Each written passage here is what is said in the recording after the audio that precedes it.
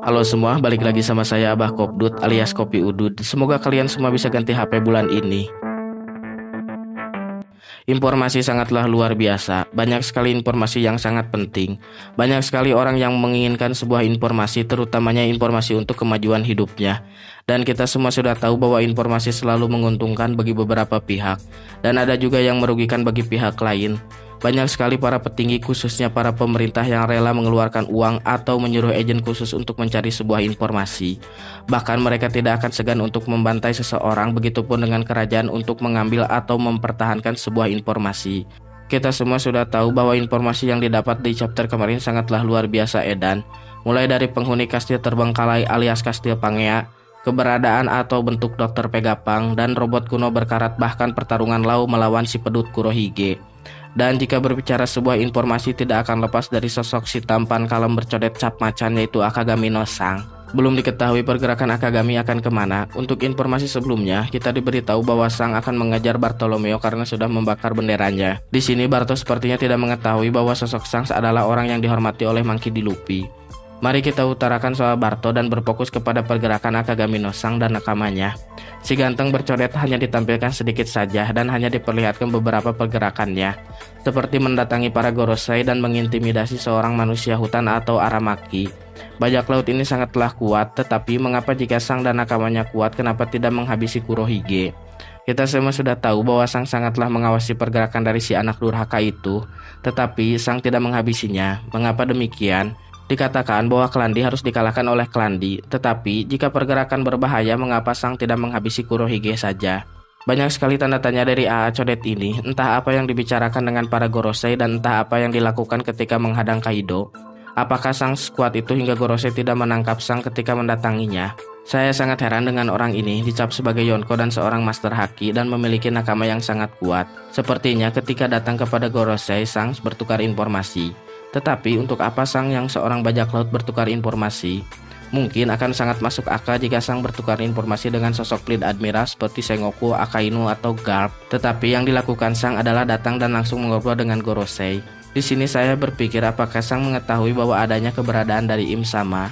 Jika Sang sangatlah cerdas dalam pergerakan dan selalu mengawasi dengan dalih menyeimbangkan dunia, maka Sang seharusnya mengetahui eksistensi dari Im Sama. Mustahil jika seorang keturunan kerajaan tidak mengetahui asal-usul mereka menjadi kaum naga bonar atau kaum naga langit.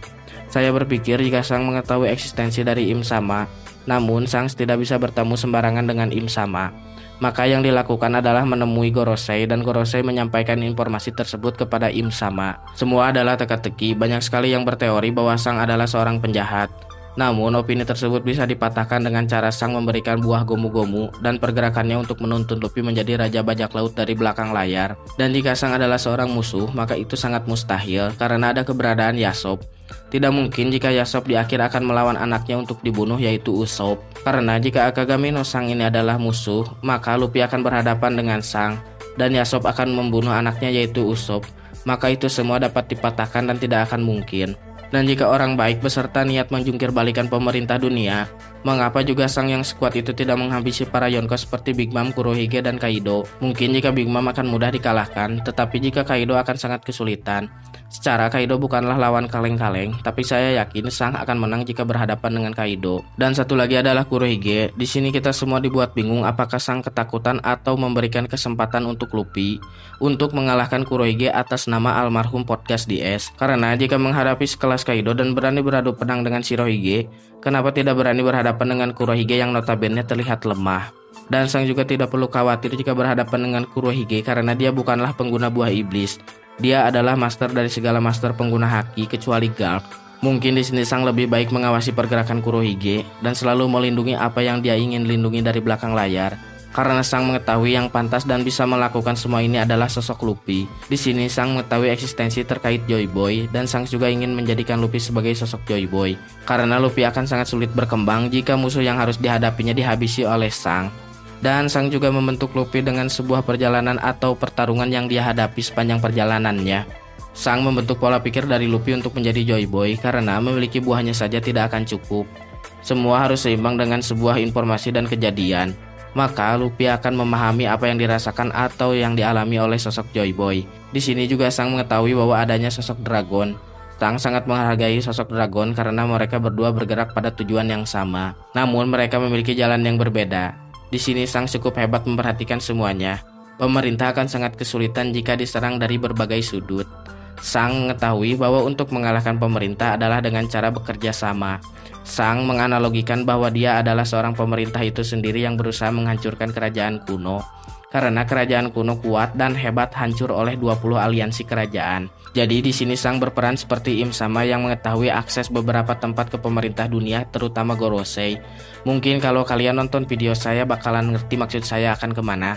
Tetapi saya yakin jika kalian sangatlah pintar dan bisa memahami apa yang saya sampaikan. Im Sama dulu saya prediksikan adalah orang dari kerajaan kuno itu sendiri.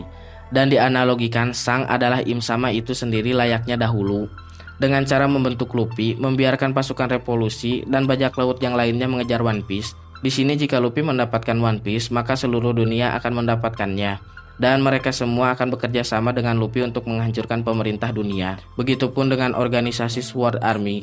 Maka di perang akhir, para pemerintah akan diserang dari berbagai sudut. Ini semua akan membuat pemerintah ketar-ketir karena tidak akan bisa menghandle semua serangan dari arah yang berbeda. Yang membuat pemerintah sangat kesulitan adalah pergerakan dari Akagami no Sang yang bisa mengetahui dan bisa masuk atau bertemu dengan Gorosei langsung. Dan yang kedua adalah Sword Army karena mereka menghancurkan pemerintah dari dalam. Dan yang terakhir, Luffy akan mengobrak-abrik pemerintah dunia dengan seluruh aliansinya. Jadi gimana menurut kalian? Tulis pendapat kalian di kolom komentar, dan buat yang mau request sok aja nanti sama saya dibahas. Ya menurut saya mah seperti itulah ya. Jadi diibaratkan ini pemerintah teh kerajaan kuno yang diserang 20 kerajaan. Nah si 20 kerajaan ini teh bajak laut, pasukan revolusi, dan Sword Army. Jadi bisa seperti itulah, bisa hancur gitu. 20 kerajaan yang kuat, katanya kuat gitu, punya teknologi edan. Tapi hancur juga gitu. Tapi mungkin gitu itu juga bisa terjadi juga, bisa enggak. Tapi kurang lebih kayaknya mah seperti itu. Tapi itu mah baru opini saya sih. Kalian juga pasti punya opini. Ya tulis aja lah di pendapat kalian di kolom komentar sambil ngopi sambil santuy. Aduh, capek juga ini teh. Saya kering tenggorokan ini. Aduh, mau ngopi dulu lah sama udud lah. Ya udahlah, salam sejahtera Ibu Puan cantik sekali. Goodbye, dadah.